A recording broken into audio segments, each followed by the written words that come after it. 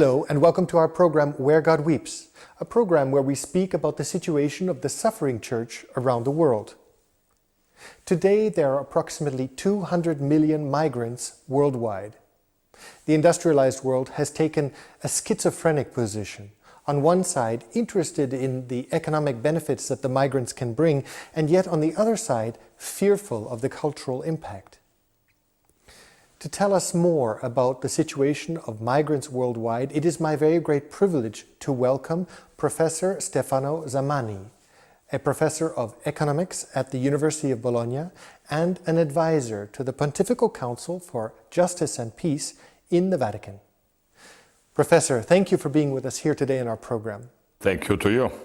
Professor, an economist, what interested you first in human migration? It was the year 1998. I was in Vancouver, in Canada, when I was reached by a telephone call telling me that I was being elected president of ICMC, which is International Catholic Migration Commission.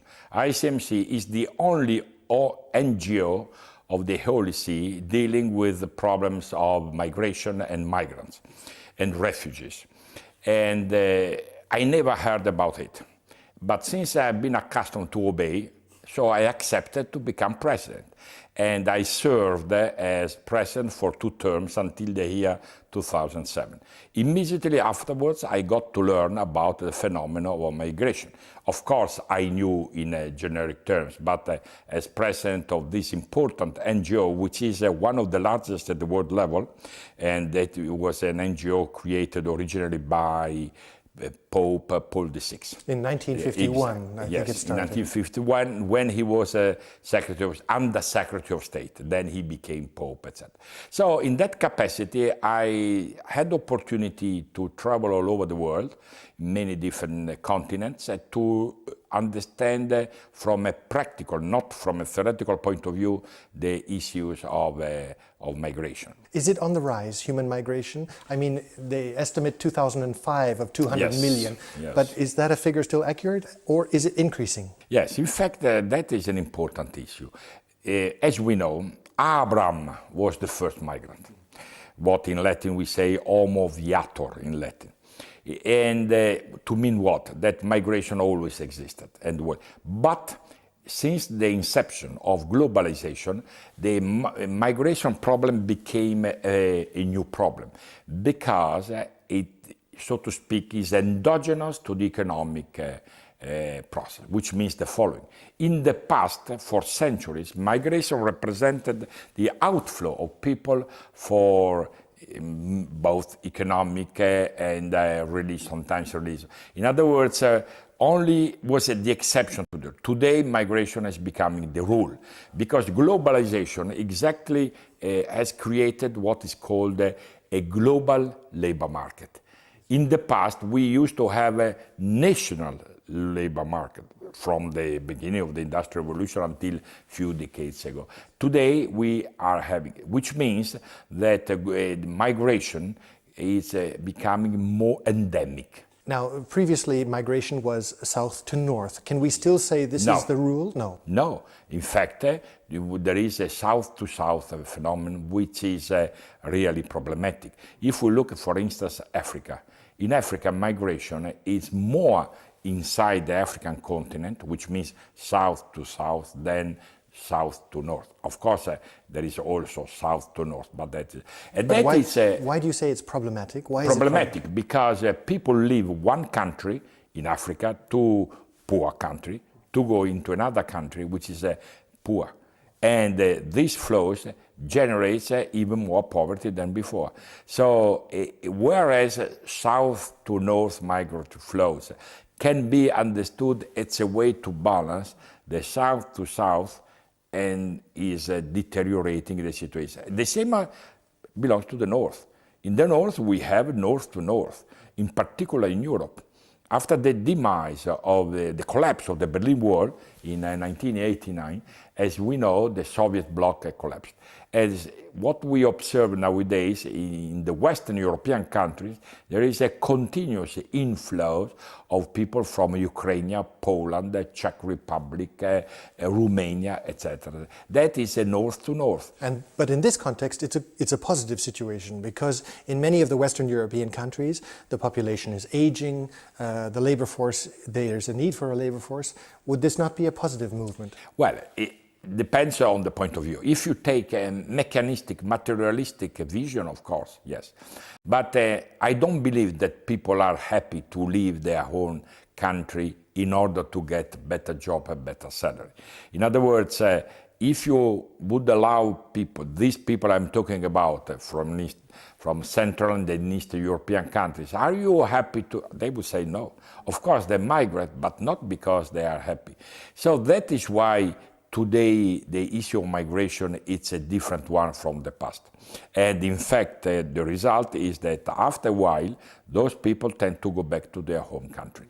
In other words, when they have accumulated enough saving to support the original families, they go back. In the past, it was not like that. When the Italians, or the Irish people, they went to the United States, they remained there. They stayed there. They stayed there, and they obtained a sort of not so much a citizenship, but identity. Yes, they adopted. That is not the case. Yes. That is not. And a new aspect of the migratory flow is until a few decades ago, migratory flows were within the same cultural metrics, Western metrics, which is basically Christian.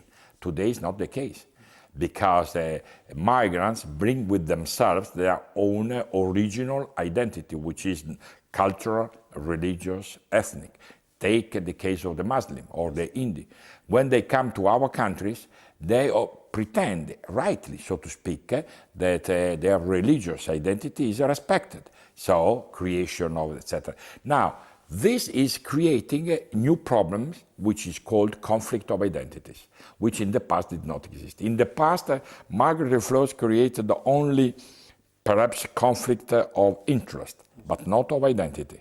So, and today is a new phenomenon for which the church is taking care. And this is the big concern on the cultural level, is particularly this religious cultural element, because in many situations the new migrants tend to create a ghetto. They don't integrate, as you say. There's not the sense of landed immigration. It is a cultural ghetto. That is in fact a major, let's say, contribution of the Catholic Church, which seems to me at least the only institution which has understood this problem. Our national governments, apart from few exceptions, and Canada is one of them, they have not understood the problem. They believe that integration is only economic and social, offering a job to migrants, offering a house, that's all. They do not understand that migrants are human beings. They bring with them their own identities, and they are unable to accept that. The Catholic Church, on the other hand, using the old ideas of ecumenism in one case or interreligious dialogue on the other case, they are trying to do many things in this direction. But, of course, the lack of resources, not awarded to the Church from the government, prevents the Catholic Church to do even more with respect to their own wishes, to their own ability. I want to come back just for a clarification. Where is the greatest migration occurring today? Is it India? Is it China? What is the greatest source of migrants today? Well, today it's certainly Asia and Latin America and Africa. These are the three major. But as I said, they are mixed up. It is difficult to do. Until a few decades ago, the flows were from the Western European countries towards North America, in particular United States and Canada. That were the flows. And within Europe, from, let's say, continental Europe towards England. Nowadays, there is a mix-up, and that complicates the problem considerably. If I understand you correctly, this new migration, a new understanding of migration, is a problematic one. Is the answer then, which tends to be a popular theory, the answer would be to expand employment opportunities to develop the local culture so that people stay where they are. Is that the answer? And if it is the answer, why is it not working?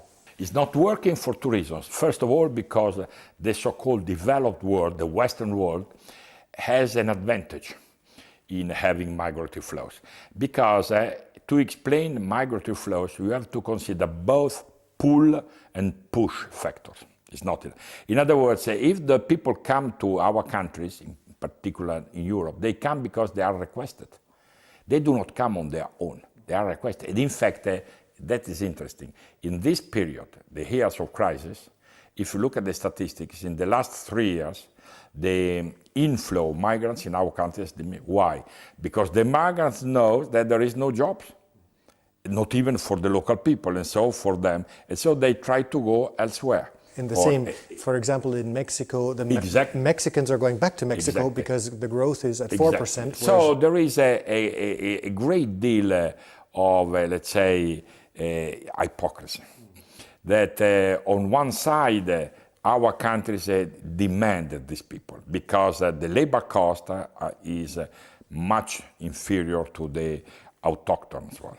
And so they try to exploit. At the same time, they do not want to integrate culturally because they are afraid of avoiding the national identities if they accept the idea of having schools mixed up with mixed people, mixed children, etc. The US and Europe, to a certain extent, has taken the step of protective barriers, if you will, restricting immigration. Is this working, or what problem does this? It's not working. And what problem does it engender? Because you see, because political leaders, politicians are stubborn. Why? Because they are short-sighted. The phenomenon is called short-termism. Our politics today is affected by short-termism. In the past, we had leaders who were looking in the long run. Now, short-termism means that our political leaders are only interested in being re-elected the next time. And so they look on. Why do I say so? Because the solution is where? In the creation of a world agency of migration.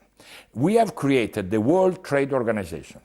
We do not want to create the World Migration Organization, as if human beings were less relevant than commodities and services. Now, when I talk in these terms, people say, oh, but that is impossible. I said, why then was it possible to create the WTO, World Trade Organization? Now, the point is that people do not want to solve the problem because no individual country is capable or has the capacity to implement a proper migratory policy. We need to create an international agency which is able to understand, first of all, the new phenomenon, and second, to direct the flows in order to minimize the social and human cost associated to that. There's a shadow side, of course, to migration, and that is the criminal element, that is human trafficking. Have you encountered this? Was there one story that touched you particularly? Well, because we discovered that the volume of affairs, of business, of the human trafficking, particular with women, prostitution, and second, the market for organs. There is an interesting statistics. If you look, the number of surgery for the transplant of a heart, kidney, liver, etc. And you compare with the number of donations of those organs, you discover that there is a mismatch. In other words, the number of surgeries, operation, is much higher to the number of donations. What does it mean? The difference is covered by the trafficking of human organs. So prostitution, one side, and trafficking of human organs today are increasing because wealthy people, they need these organs, in particular, you see, eyes, heart, liver, kidney, etc.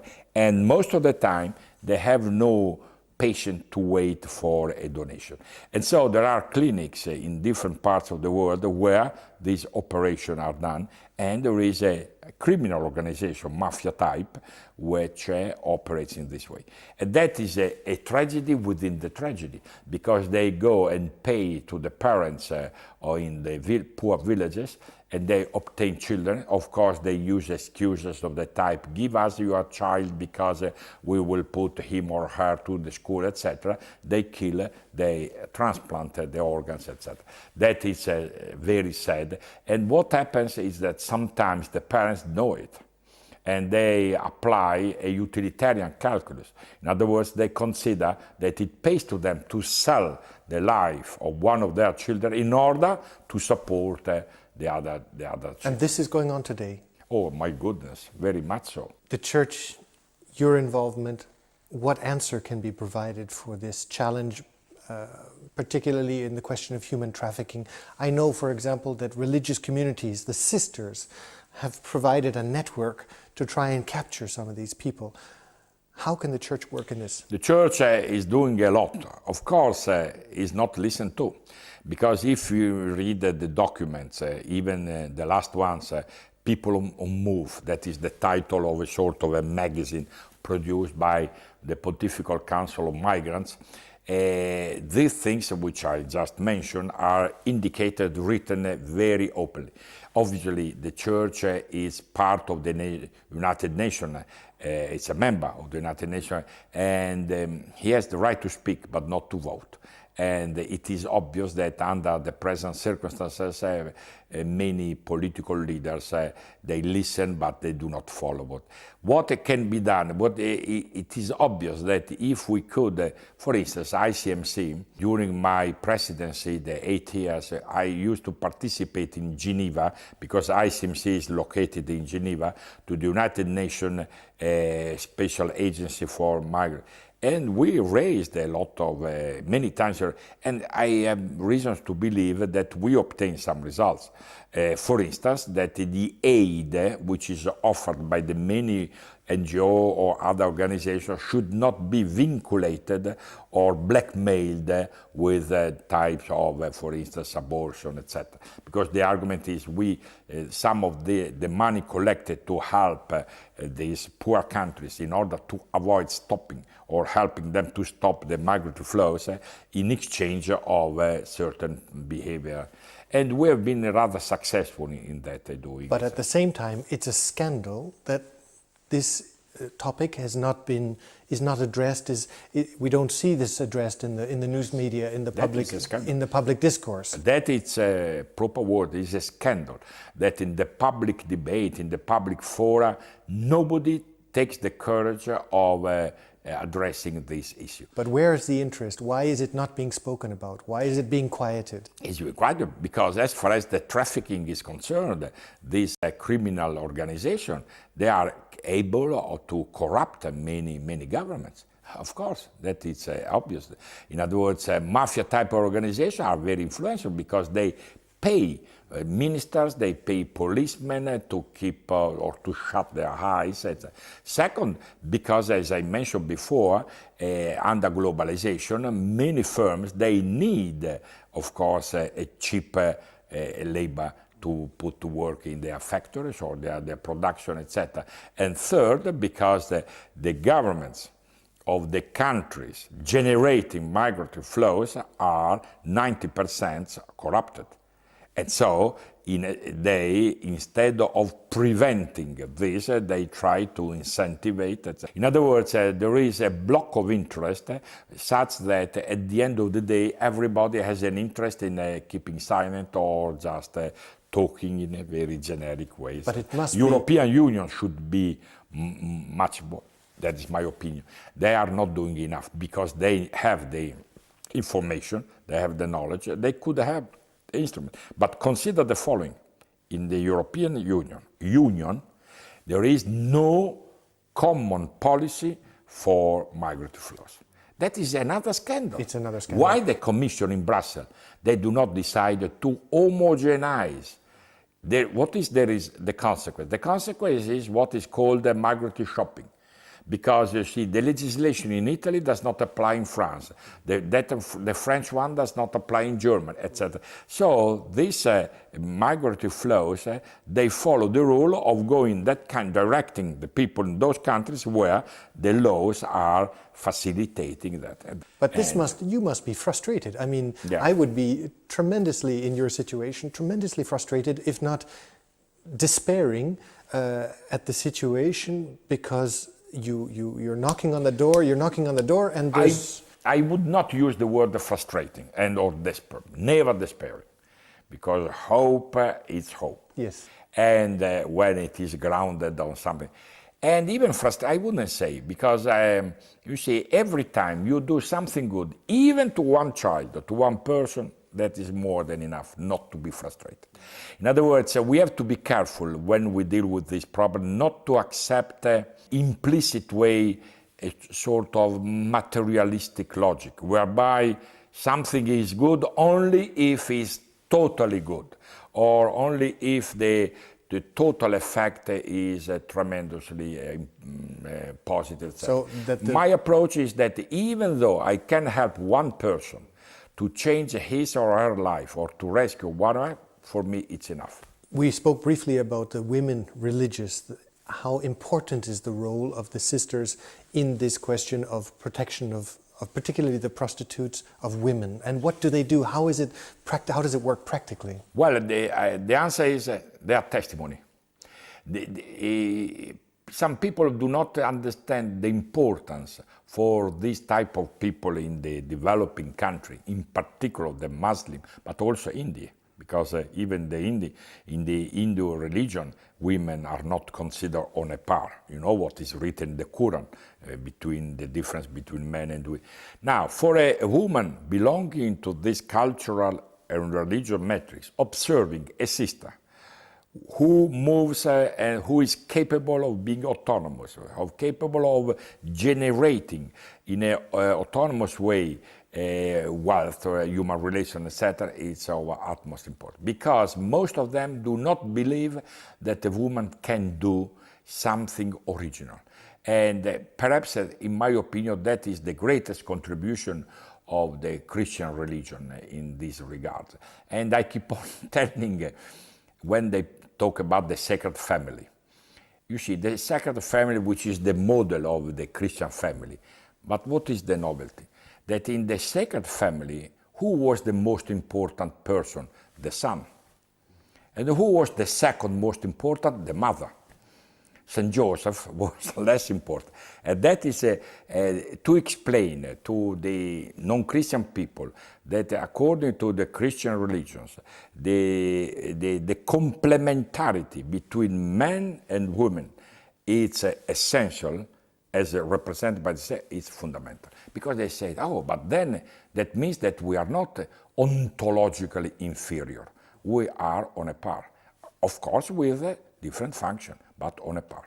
Professor, a last statement in the Gospel of Matthew. In his final mandate, the Lord states very clearly, unless you welcome the stranger, you will not be allowed into heaven. Is this our responsibility? Yeah. What is our responsibility? Yes. That is the idea of proximity. In the famous parable of the Good Samaritan, the question was, who was your proximate? And what we have to do today is to move from the old concept of proximity. Proximity was linked to the notion of spatial proximity, the one who is next to me, to a notion of a new notion of proximity, which could be even the one who lives very far from me. But who is our spiritual brother and sister? Exactly, that is the point. In other words, my neighbor is not only the one who shares with me my religion, my blood, my ethnic identity, but everybody who is in need. That is the notion of the stranger. Everybody who is in need, irrespective of identity, blah, blah, blah, etc. Now, it's a major challenge, but I have reason to believe that in the near future, something will get out of this new notion, for which the Church is insisting a lot. Professor Zamani, thank you for being Thank with you us to here. you, and many, many wishes for your important job. Thank you very much. Thank you. Thank you. And thank you, ladies and gentlemen, for having been with us today in our program. And if you'd like to know more about migration, the work of the Catholic Church in this regard, the need for your prayers and for proximity to your brother and sister in Christ, I would ask you to look at the contact information at the end of this program, and we look forward to seeing you next week. Take care.